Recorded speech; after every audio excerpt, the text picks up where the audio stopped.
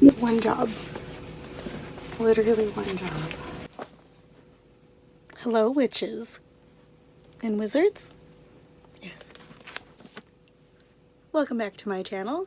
Today I'm going to talk about Serpent and Dove by Shelby Mahurin. I finished it in time for book club. I'm not gonna lie, it's pretty exciting. So I have a lot of feelings about this book. So here it is. Beautiful, beautiful cover, first of all. It's roughly 500 pages. It took me a couple of days to get through. Okay. So the way that this is going to go, it's not like your typical review video, and I feel like everybody says that in review videos, but this is how I like to do it. So I will start off with kind of a brief synopsis on the book, general thoughts, general things that I liked, general things I didn't like, and then I'll give you my rating, which will then lead into some spoilery stuff. We're gonna get into all the spoilers, and I will give you fair warning before it starts. So that way if you haven't read it, you can still be surprised and, you know, have the thrill of reading a new book. So, this story, at its very basic, is about a witch and a witch hunter who kind of stumble into an awkward situation society-wise and end up having to get married. Now, the witch hunter does not know that the witch is a witch, and it kind of turns into a marriage of love instead of a marriage of convenience. Now, there's a lot of action, not a lot of smut, but some smutty smut. And I really liked it. I thought it was really cute. Some things I didn't like was the romance. It kind of moved very quickly for me, and there wasn't a lot of world building, and especially for a 500-page book, it felt more conversational than world building. And it wasn't that there was a serious lack of it. There was some world building, but just for the length of the book, it just didn't feel like enough. So on Goodreads, I gave it 4 stars. When I would have given it 3.5 stars because I really liked it. I like it enough to want to pick up the sequel. I like these characters enough to want to pick up the sequel, but as far as the story and the plot goes, it's kind of, I feel like there's things missing. It just feels patchy. You know, it doesn't feel like it's not well written or well executed. It just feels really patchy, for lack of a better term. Now we gonna get to some spoilers. So if you have not read the book, thank you for watching. I'll see you next time. Now, to those humans who have, I'm going to get deeper into the things that I liked versus the things I didn't like. So, the things that I loved the main character, the witch. Her name is Lou. She is everything I want to be in a human. She is a witch who hasn't been using her powers for 2 years. And in this world, the witch hunters, I can't say the actual name of them. I'm going to put it right here. Somebody put a phonetic pronouncing of it for me down below. The witch hunters can smell magic, and because she hasn't been using her magic for 2 years, she smells like a normal person.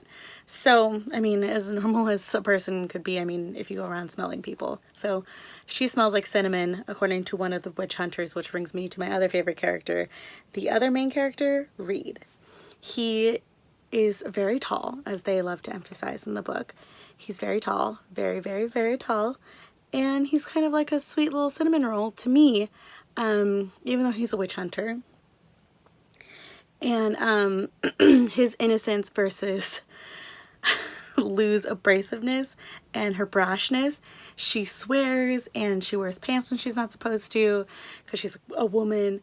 And it just is really great to me. In this world that they're in, it's kind of like a pseudo-France. It's like pseudo-France 1800s because women are thought of as property. You know, everybody loves that, and every woman loves to be thought of as property. So, and Lou's just abrasiveness to all of it. She'd be like, fuck this and fuck that. Let me sing Big Titty Liddy, which is, I want to hear the song in real life. Does anybody know is this a real song? Big Titty Liddy? She sings it to make Reed embarrassed. Even like after they get married, she'll just be really rude and really lewd, and it's just magical, wonderful. Even though to me there was a serious lack of world building, the witch lore that they had in the book. So like blood witches versus like the white witches. It felt familiar to me because I love reading books about witches. The whole like this kind of witch can use blood, like animal blood or life blood, to perform her magic. And then like Lu's kind of magic, which is white magic, white witch.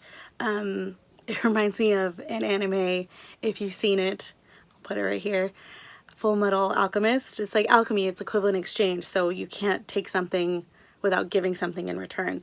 For an example, Lu erases somebody's memory by erasing some of her own. So like it's just, you know, equivalent exchange. And I love that idea, and making it seem like alchemy to me in my brain made it more of like that quote that magic is just science that we don't understand. So I really liked that, because then it made it feel a little bit more realistic to me, if that's possible. I also loved a side character. His name is Ansel, and he lives in the tower that Lu and Reed and the other witch hunters of the church live. His name is Ansel. He's a little baby. He's like 15 or 16. And he's a really good example of how genuinely good people can be to each other. Now, he's raised to be a witch hunter. He's raised to believe that witches are something less than a human. Like, they refer to witches as it as opposed to she. And he sees the good in Lu. Like, he realizes that she's not a bad person. Like, she's a witch, but that doesn't make her a bad person.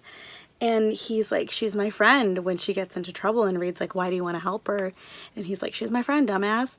So he's a really sweet character that I did not expect to love as much as I do. And now I'm afraid in the future that something might happen to him, and then I'm going to have to fight someone.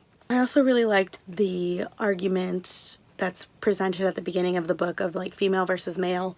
The men are like, oh, how could God be a woman? The witches and the coven believe in this, the maiden, the mother, and the crone, kind of like the Father, the Son, and the Holy Spirit.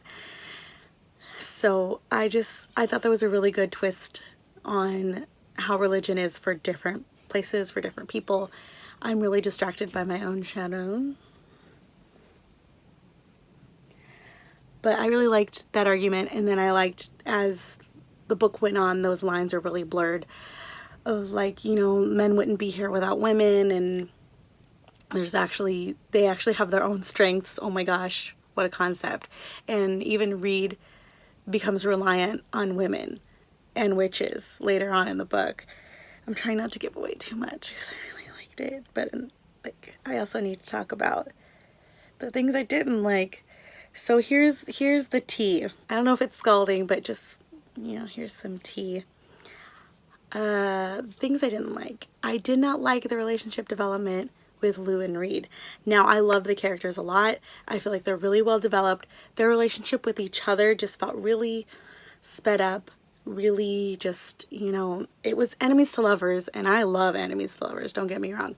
But it just kind of felt like Reed was really against like being married to a criminal, because at this point he didn't realize that Lu was a witch. He thought she was just some kind of petty thief.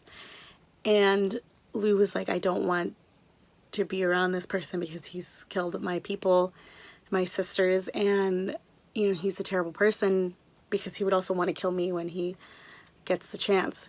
And then I felt all of a sudden that they're like, oh, I'm in love with him. Oh, I'm in love with her. Oh, I want to be with her wherever she goes. Wherever she goes, I must go. And then they have a love scene on top of a building, and I was just like, how did this happen? I mean, I don't mind, because smut. We like smut in this house.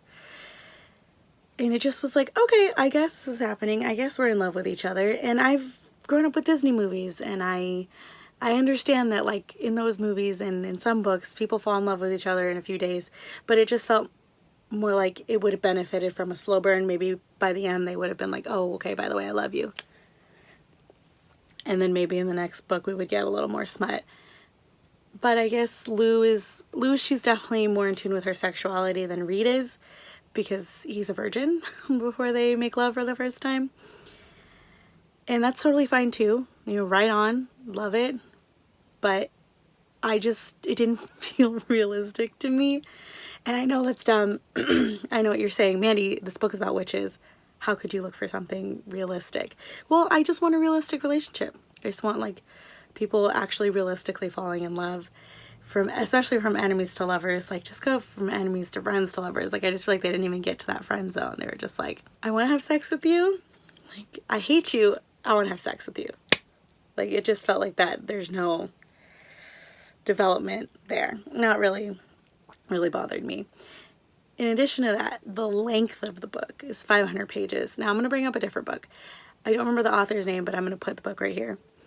We Hunt the Flame. It was also 500 pages. I got a slow burn romance, and I got lots of magic, a complete world building. That was mostly what the book is about, and it's also going to be a series.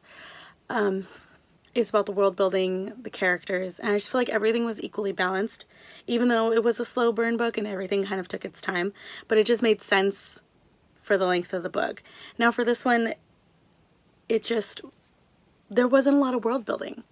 There was like, here's the pseudo France, and here's the pseudo Catholic Church, and here's kind of what's going on. And then you get into the minds of the characters and you're like, okay, this is what's going on with them personally, and this is their personal crisis, and this is their personal crisis. But what is really going on within their world? And you get to a point where you're like, okay, the witches want to basically take over. I'm not going to tell you everything. I'm not sorry. And the church is trying to kill all the witches. And you're like, okay, basically everybody's trying to survive. But what about the personal stakes? You know, how do your personal stakes are they interwoven with the world at stake? I don't really think so. I don't know if that sentence made sense. I hope it did. I don't understand how the problems in the world relate to the characters' individual problems. I don't have a clear understanding of the world around them and how it really affects them. And it's hard for me to get completely into a book when that is missing. Maybe that's just a personal problem. And sometimes you don't even need like full world building. I'm not asking for like Cassandra Clare and the City of Bones, because that is a lot of world building. Or like Children of Blood and Bone. I'm not asking for that. I'm just saying, if you're gonna give me pseudo France and you're gonna give me kind of these like tastes of things, I kind of want more of an explanation. So there's this other thing that I've been hearing around the internet, and maybe it's just because I've never, like, I don't know why I didn't see it. It just didn't occur to me. There was this conversation about white feminism, and this is not something like that I saw personally. We're going to go off on a different tangent here. I can see that Lou they refer to her as pale, and you know, I mean, in my brain, I didn't imagine her as like a full-on white girl. I imagined her honestly a little bit like Esmeralda, because in France you can have all different kinds of people. So, and I know Esmeralda is not French, but Hunchback of Notre Dame takes place in France, and that's what my brain did. And I mean, you can still be brown and pale, Exhibit A. So I mean, I could still see that, but also they refer to other witches of color. But I also just feel like people who have that argument, that main white feminist argument about Lou specifically, I don't know, I feel like this about everybody, unless it's a book about a person of color. I just feel like there's no reason to bring race into this, because like it's more about female versus male, not races versus races. But also it could be read like that. I want to hear somebody else's argument, because I've only read a few things on Twitter, and even then they weren't super fleshed out, so I could be wrong. But I could see if Lou is like a specifically white person. That, is it in there somewhere? Am I missing it? Tell me what page it is on, please. I need to know, because I just imagined her as, sometimes I just ignore descriptions completely. Like, all I knew about Reed is that he is tall and he had coppery hair. But I need to train my brain to pick that up now. But yeah, let me know about this book and white feminism. I need to know. I want to understand. You will not ruin this book for me. I still might love it anyway. and I still might read the sequel. Big Titty Liddy is the best part of this book, and so is Ansel. Yeah, like I said earlier, I gave this book 4 stars. If you like witches, if you like some light smut, and you like a conversational book, I'm not saying it's not good. I'm saying that it really feels more like conversation based, character driven versus like plot world building, and that's fine.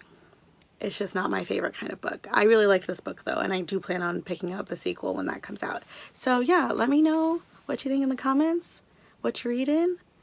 But yeah, thank you guys for watching, and I'll see you next time. Subscribe maybe? Like maybe? My cat is screaming. I don't know why.